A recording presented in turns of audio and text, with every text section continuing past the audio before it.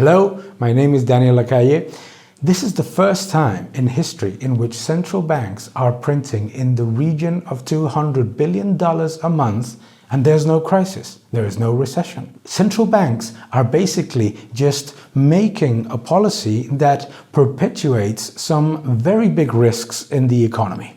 We need to pay attention to monetary policy because at the end of the day, building risk in central bank balance sheets is exactly the same as building risks in the financial sector. It just hides it somewhere else, but it creates the same perverse incentives. Therefore, what I aim to do in my book, Escape from the Central Bank Trap, is to explain not just the risks, but provide solutions. This book is not about telling people that central banks must disappear. It's not about the risks alone. It's about providing ideas to allow central banks to provide a backdrop by which growth, jobs, and the economy improve while avoiding perverse incentives. It's a book in which we talk about the impact of monetary policy in commodities, with the impact on equities, the impact on bonds, particularly on high-yield bonds and sovereign bonds.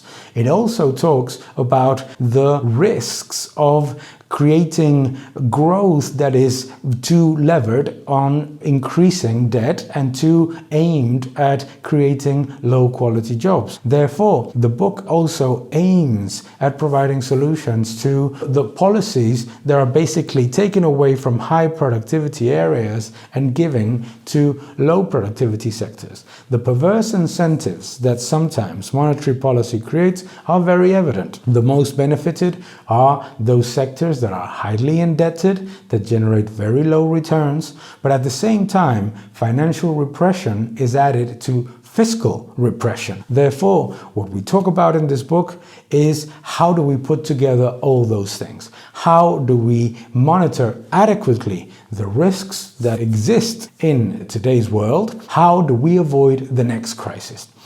By looking only at inflation, we are making a mistake, because inflation is not just CPI. Inflation is also what is happening in equities at all-time highs. It's also what's happening in bonds with yields at the lowest levels in 35, 40 years. Therefore, what we need to pay attention is to all those risks that are building up in financial markets and also in the industry, to avoid that governments overspend, just believe them because interest rates are too low, that governments decide to make the same mistakes all over again and perpetuate overcapacity.